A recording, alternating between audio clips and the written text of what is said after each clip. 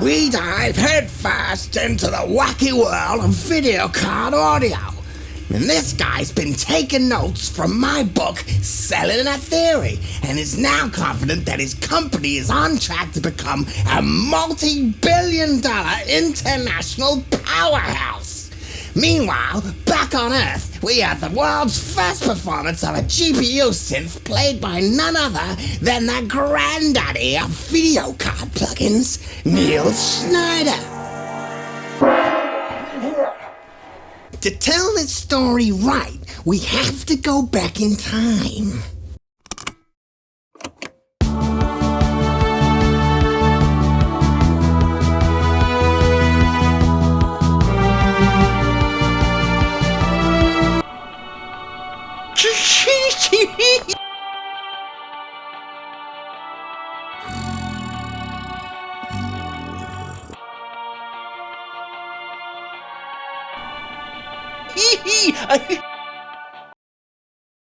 Hey guys, Harry's Head here, and by here, I mean 2011.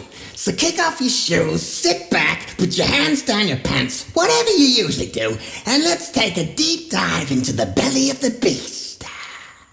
What is the brains?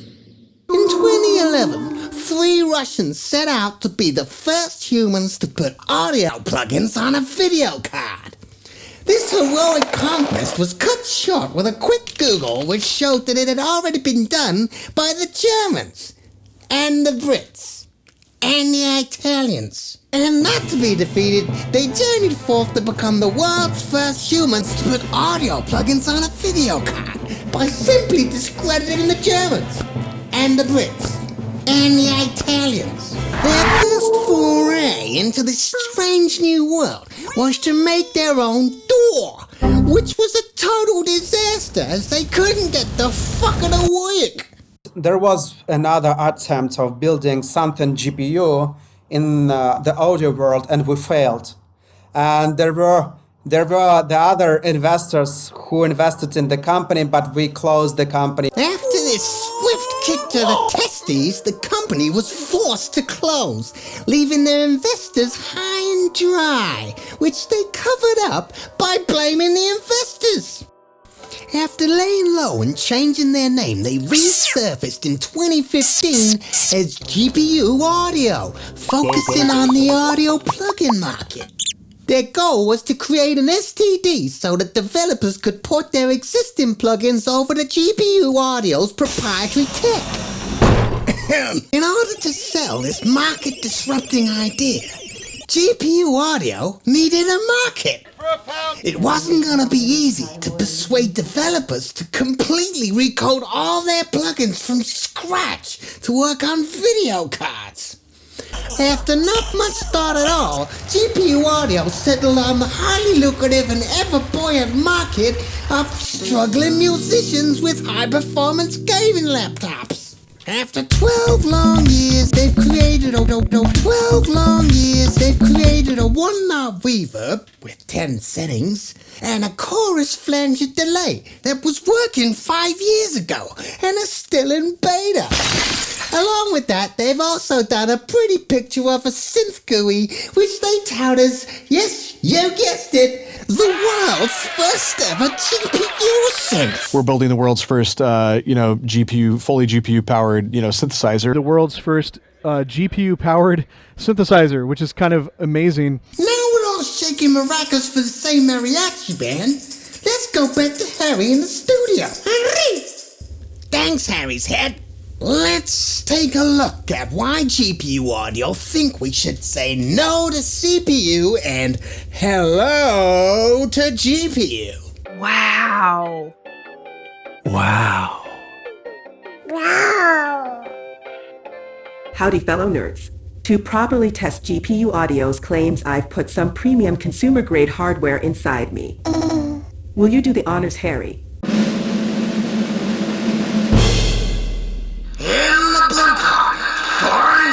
We have 13th generation i9 13900K central processing unit. And in the green column, for NVIDIA, we have the almighty RTX 3090 OC Edition GPU. Ooh la la!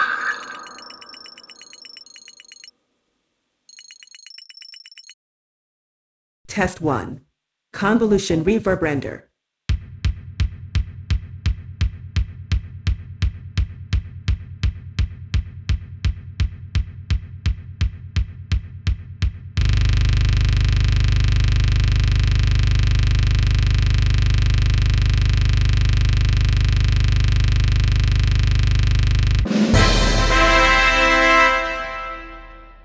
Test 2.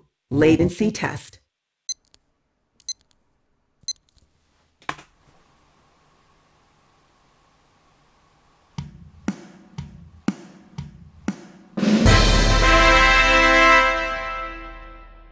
Test 3.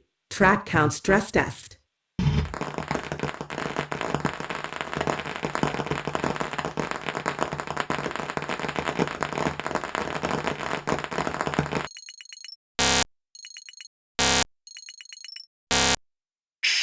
If you're just looking for like a raw number, typical performance increase 40x to 100x times what you would get on like a normal CPU-based DSP solution. Let's just start with maybe 8, right? 8 stereo tracks. In the past, I've had issues with even running that many, on like an older MacBook in the past. Good recovery, Jonathan.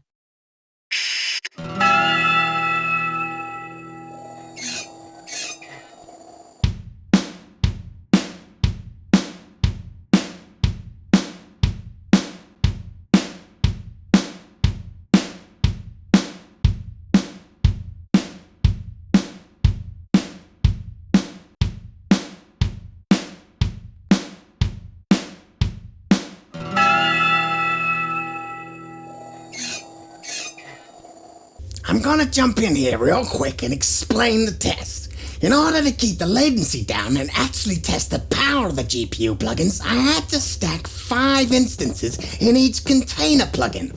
Otherwise, the latency got completely out of hand.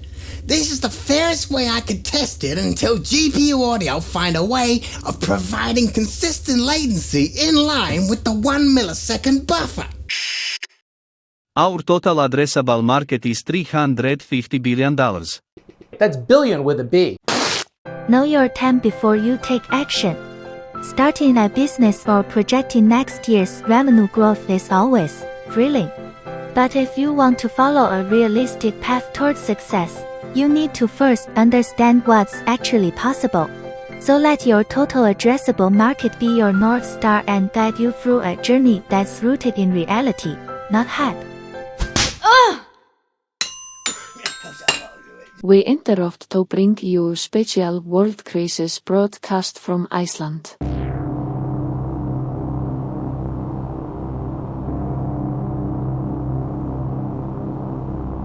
In 2023 AD, the planet was on its knees from decades of industrial abuse.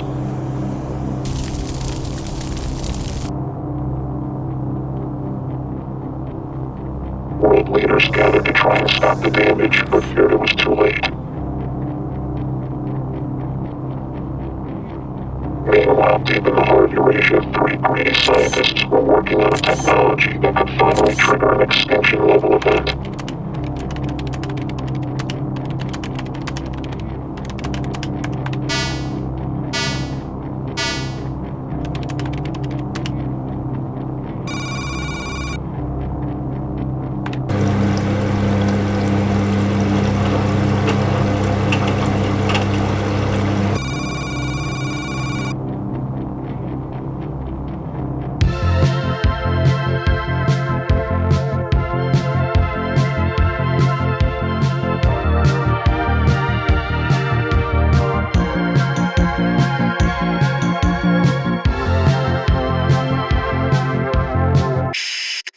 I think the max latency you would get, I think they said would be like a millisecond. Like worst case scenario, using as many plugins as you want, like fucking going daft. Essentially, you'd only get like a maximum of like a millisecond of delay. It's a problem, it's a problem, it's a fucking problem.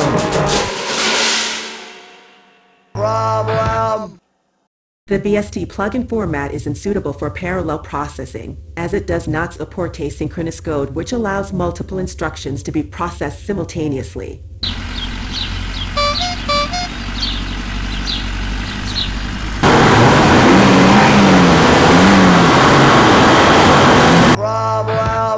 The majority of GPUs have between 4 and 8 gigabytes of RAM. This memory limitation restricts their exploitable potential. The reason GPUs are fast is because they are dumb as a rock. In order for them to run audio plugins, they need software to help them execute complex instructions. This has a negative impact on performance and efficiency.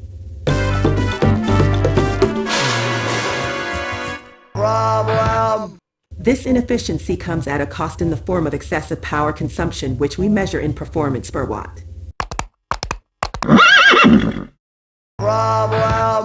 In order to provide GPUs with enough power, laptop users will be required to plug into the mains and will be subject to excessive fan noise.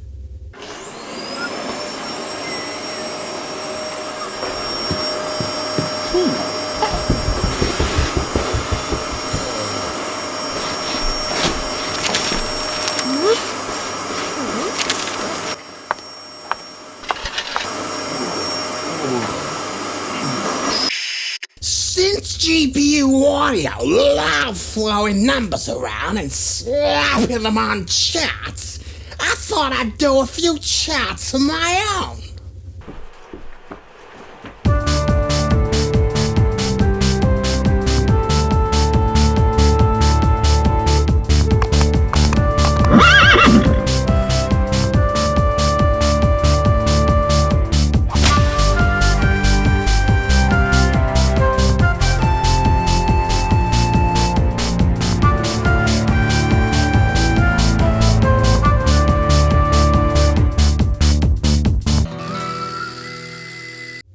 I can see why this would be a fun hobby or an open source project maintained by an enthusiastic community, but there are too many third-party dependencies to offer a professional solution.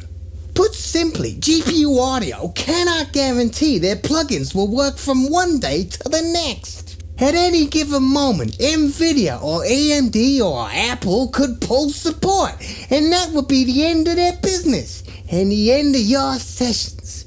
Currently, GPU audio plugins don't work on consumer-grade AMD cards. That's because they've been waiting for over 6 months for AMD to update their drivers. Professionals need reliability above all else, and that is something GPU audio simply cannot provide. And now, the moment you've all been waiting for, the world premiere of the world's first ever GPU synth.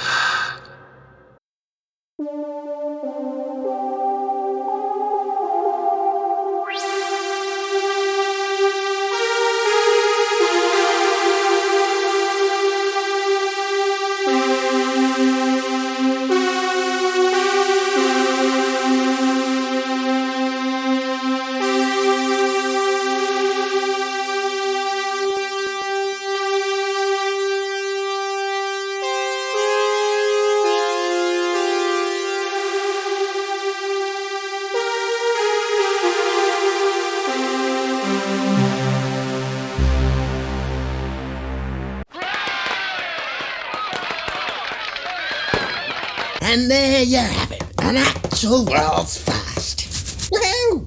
Next time on Bad Hair Detective. GPU Audio returned with another record attempt, this time world's largest beta testing program. I believe as of today, it's about 32,000 beta testers in the GPU audio community. I escaped sudden death by getting a little too friendly with Lady Reaper. And I asked, what should we put audio plugins on next? Let me know down below.